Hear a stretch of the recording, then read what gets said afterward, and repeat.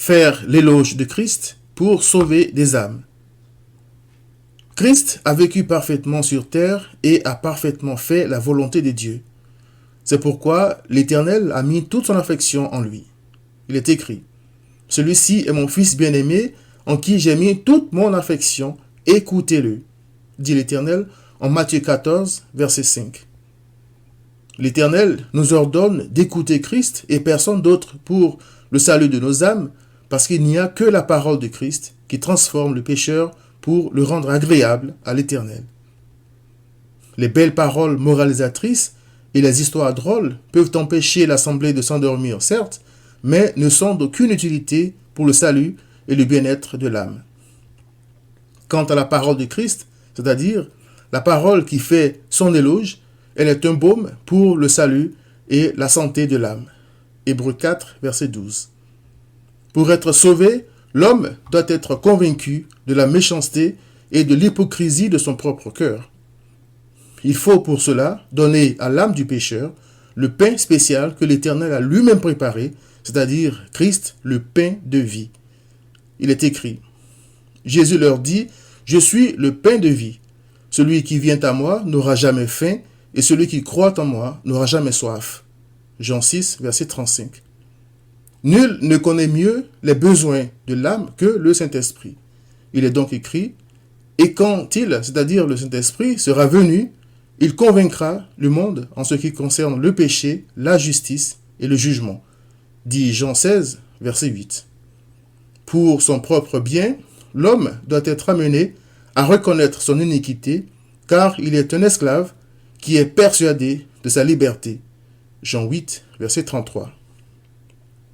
Le Saint-Esprit vient donc au secours du pécheur en se servant de la parole qui fait l'éloge de Christ. C'est en entendant parler de l'excellence de Christ que le Saint-Esprit m'a convaincu de la corruption de mon cœur et m'a emmené à Christ. Convaincre quelqu'un, c'est l'amener à reconnaître quelque chose comme vrai ou nécessaire. Le convaincre de quelque chose, c'est lui apporter les preuves de sa culpabilité. Le Saint-Esprit prouve à l'homme sa culpabilité et le ramène à la vie. Il se sert de la parole qui fait l'éloge de Christ pour le faire. Il est écrit, « Quand le Consolateur sera venu, l'Esprit de vérité, il vous conduira dans toute la vérité, car il ne parlera pas de lui-même, mais il dira tout ce qu'il aura entendu, et il vous annoncera les choses à venir. Il me glorifiera, parce qu'il prendra de ce qui est à moi, et vous l'annoncera. Tout ce que le Père a est à moi, c'est pourquoi j'ai dit qu'il prend de ce qui est à moi, et qu'il vous l'annoncera. » Jean 16, versets 13 à 15. Pour le prédicateur, il ne s'agit pas de parler de prospérité, de guérison, de mariage, etc. pendant 1 heure et de faire une brève allusion à Christ à la fin du message. Il s'agit plutôt de parler pendant le temps qui lui est imparti de la prospérité de Christ, des preuves qu'il a données pour prouver sa divinité en guérissant une multitude de gens.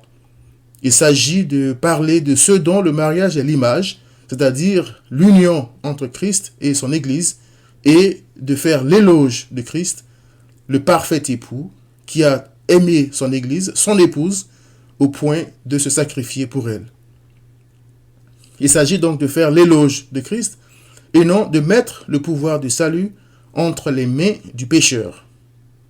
Il est écrit, « Et comme Moïse éleva le serpent dans le désert, il faut de même que le Fils de l'homme soit élevé, afin que quiconque croit en lui ait la vie éternelle. » Jean 3, 14 à 15. L'apôtre Pierre le savait, et c'est exactement ce qu'il fit devant une foule de Juifs qui n'avaient de considération que pour le patriarche, dont le roi David. Se servant des propos de David concernant Christ, l'apôtre Pierre leur dit, « Hommes israélites, écoutez ces paroles. Jésus de Nazareth, cet homme à qui Dieu a rendu témoignage devant vous par les miracles, les prodiges et les signes qu'il a opérés par lui au milieu de vous, comme vous le savez vous-même, cet homme, livré selon le dessein arrêté et selon la prescience de Dieu, vous l'avez crucifié, vous l'avez fait mourir par la main des impies. Dieu l'a ressuscité en le délivrant des liens de la mort, parce qu'il n'était pas possible qu'il fût retenu par elle. Comme il était prophète, c'est la résurrection du Christ qu'il a prévue et annoncée en disant qu'il ne serait pas abandonné dans le séjour des morts et que sa chair ne verrait pas la corruption.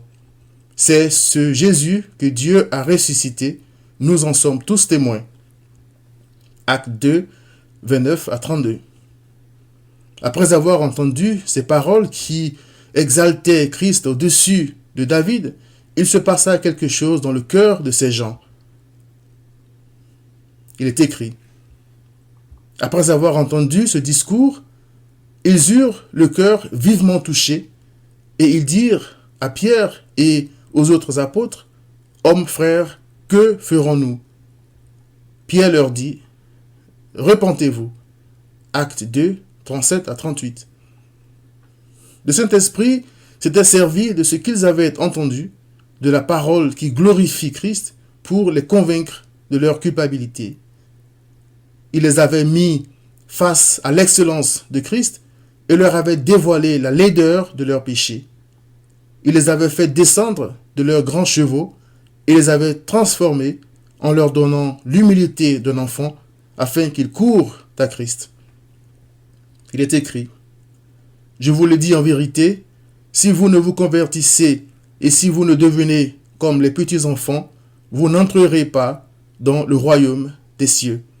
Matthieu 18, verset 13. Ton pasteur fait-il l'éloge de Christ? Quand tu lis ta Bible, cherches-tu à y voir l'excellence de Christ? Il est le pasteur et le gardien de l'âme de quiconque croit en lui. Viens à Christ.